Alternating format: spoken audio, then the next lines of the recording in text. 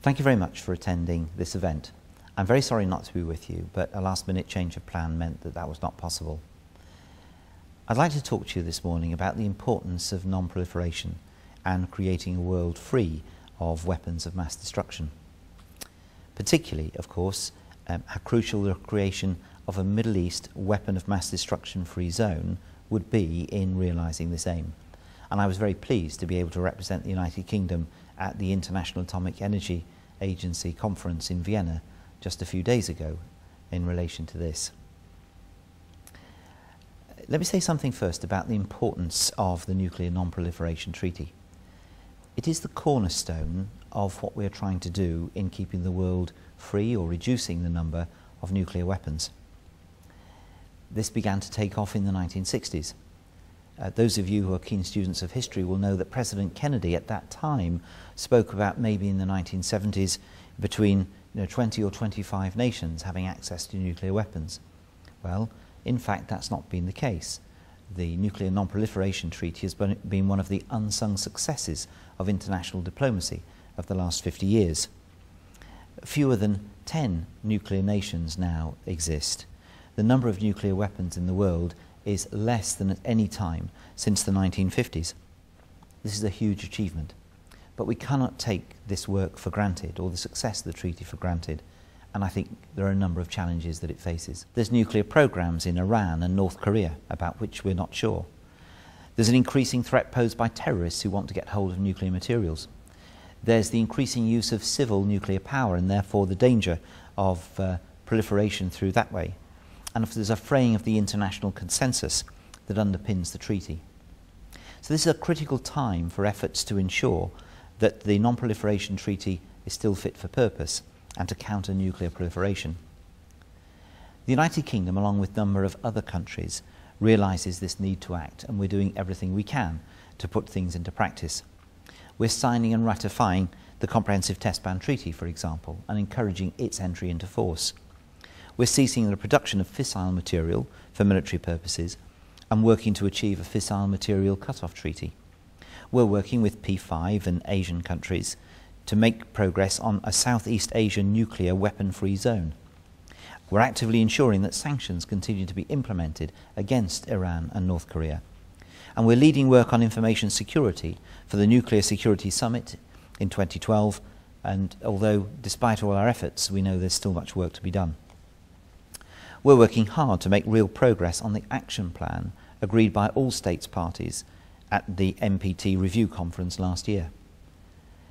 Sustainable progress, we believe, on non-proliferation and disarmament can only be achieved through a multilateral process, and so we're taking all steps possible to encourage other nations to interact and achieve this.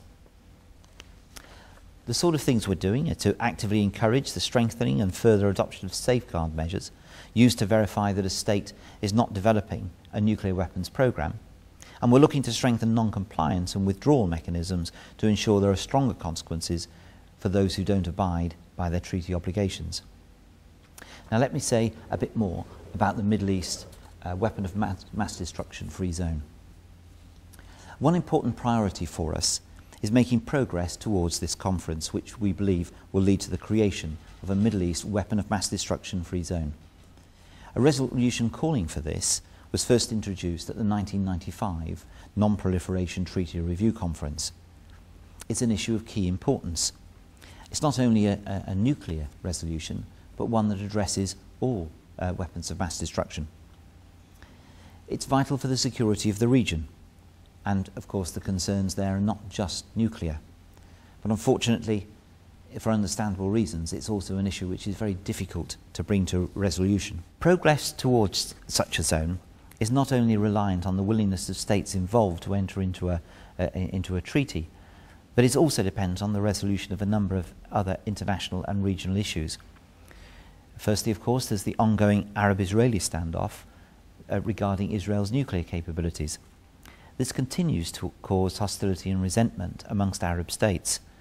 They are reluctant to give up their right to non-conventional weapons, whilst Israel retains an ambiguous stance over its own nuclear position and is still not a member of the Non-Proliferation Treaty. There's Iran's nuclear program. This poses an increasingly disturbing and destabilising threat to the region.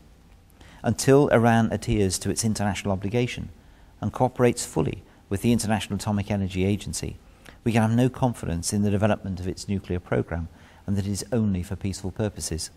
It's essential that it becomes less opaque on what it is doing. There's the Middle East peace process. There's been little progress in recent months, as we're aware. It was a very big topic of conversation at the United Nations General Assembly, but a process still has to go on. There is an application for statehood which has been lodged by the President of the Palestinian Authority, but there's much more to do. Negotiations have to continue so we can get an opportunity for both sides to come to the agreement that we know is needed between them in order for this issue to be settled. We believe that serious negotiation is the only way to achieve a long-lasting solution to the issue.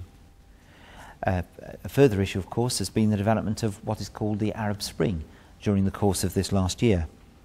It's a further complication, but also an opportunity. As far as the United Kingdom's commitment is concerned, we're firmly committed to helping overcome the difficulties I've outlined in order to further the creation of the zone. As one of 3 co-sponsors of the resolution to convene a conference in 2012, we remain actively engaged in seeking a practical way forward. We hope to be shortly able to recommend a facilitator to the United Nations Secretary-General following extensive consultation in the region. This regional conference in 2012 is a unique opportunity to bring all the countries in the region together and move forward the discussions that need to take place. Whilst we realise that the conference alone will not bring an end to the problems, we certainly hope that it will be a beginning. We'll give all the support and encouragement we can to all those who are involved in making this come about. And we know that we must work with the other P5 members to engage countries in the region and build confidence. But the ultimate responsibility for seeing this achieved lies with the states of the region themselves. So I hope you'll agree that the issue of a Middle East weapon of mass destruction free zone is not regional but international. The resolution is important for world stability and security, and I know that you'll be discussing this later on today. I look forward very much to hearing what you think about this process, what more people can do to encourage it and support it, and to make sure that the conference is a success. I hope you will give me pointers to what further we can do to help this go forward. So I wish you every bit of good fortune during the conference today. Thank you very much for listening.